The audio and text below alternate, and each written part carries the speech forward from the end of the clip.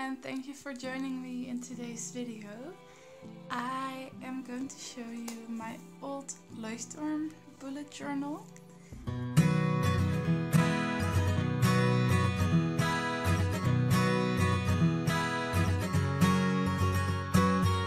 I really wanted to show you how I started and take you on a journey back into time, into how I experienced everything, how I changed a lot since I first started.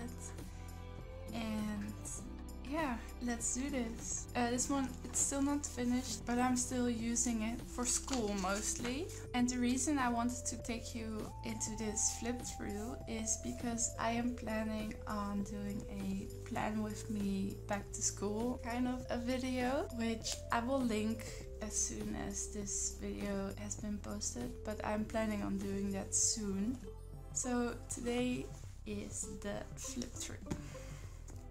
Let's just see where this takes us. It's been a long time since I flipped through this booklet. So the Leuchtturm bullet journal can come in quite handy if you're new to bullet journaling, because it gives some tips on how to do it.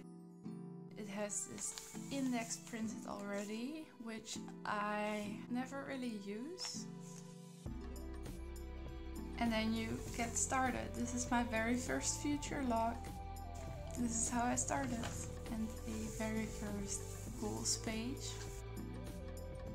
I started this notebook in the midst of April, so I finished the month of April and started May. I think I screwed up the headers, so I just cut out some paper and did them again. And this is my very first weekly, the week of King's Day. It's the best holiday in the Netherlands. That's why I probably chose the color orange. And as you can see, it's very simple. It's really the essence of bullet journaling, with all the bullets and migrating and everything. So I really wanted to start trying to do this, but as you can see, I already did my own things, as in with the round bullets for appointments. This is actually my habit tracker. I have the days of the week and I have a code for every habit in here somewhere. This is the amount of glasses of water, if I took my medicine. As you can see, things get messy if you start to try out things like this paint. The water in the paint leaked through, and I covered up what I had here to cover up what you see through here in red. But yeah, this is another weekly with the same concept. This is gratefulness log, and this is another gratefulness log, another weekly gratefulness. My very first reading log. How I did this was put in all the books I wanted to read. Those are the ones that are not colored in, and as soon as I read it, I wanted to color it in, but I didn't really keep up with that. How I do it right now is, as soon as I start reading a book, I put it in here, draw a little book, and I write the name down. My new habit tracker, I decided to do it per month instead of per week, and after a while I decided to track some more. Another gratefulness log, a new kind of weekly, just with some marker as a header. This is the same with the headers. Here I try to make a graph out of my habits. Another weekly. It's the second monthly spread I did, but the first one I actually like. As you can see, I put these little tabs every month, which I still do in my current bullet journal in my traveler's notebook. And this beautiful quote, "Let us dance in the summer sun, wearing wildflowers in our hair." I think all the quotes I like in this bullet journal, but this one is very fitting because my next monthly theme, the one for September, I let you guys vote in my Instagram stories, and the theme you picked is actually wildflowers. Another gratefulness log I started, and then I stopped doing the gratefulness thing. My monthly daily habit tracker. And this is where I started to decorate a little bit more. It's getting more and more to my current style. This is my very first sleep tracker. How I did this, my goal was to sleep between 11 and 12 and get up at between 8 and 9. And this is a new kind of concept I tried out. Another monthly. another sleeping log, and then I lost this pen.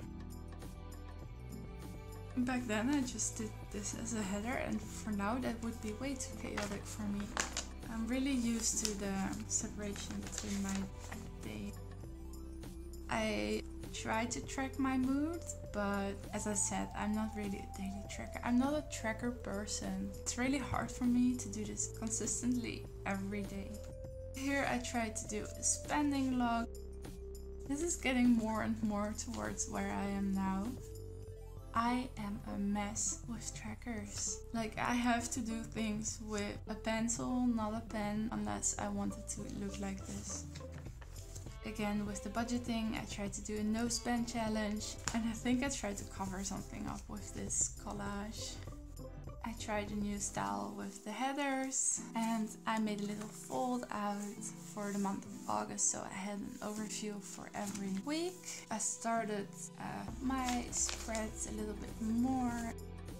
This is when I started buying vintage books and using images. What I like about this spread is that I try to plan some of my daily habits. So every day that I wanted to do that, I circled the bullet so I could fill it in when I did it.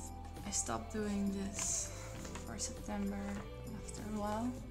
And here I started to switch things up. I started to do a vertical spread, which is what I still use to this day. I actually used this as a bullet journal and then went back to fill up the empty spaces with quotes and things. And I did a new kind of daily habit track. This week is my birthday week with me and my best friend. I didn't have any space to actually fit this, so I put it in with some washi tape so I could fold it out. This is the 1st of October, and I started October in my new bullet journal, which I am so excited for. And then I started using this journal as my reading log for classes. This is actually the very last class I took for my bachelor. After this, I graduated. I did my thesis before. This was just an extra class to get into my master's degree. My last monthly spread. It looks so sad.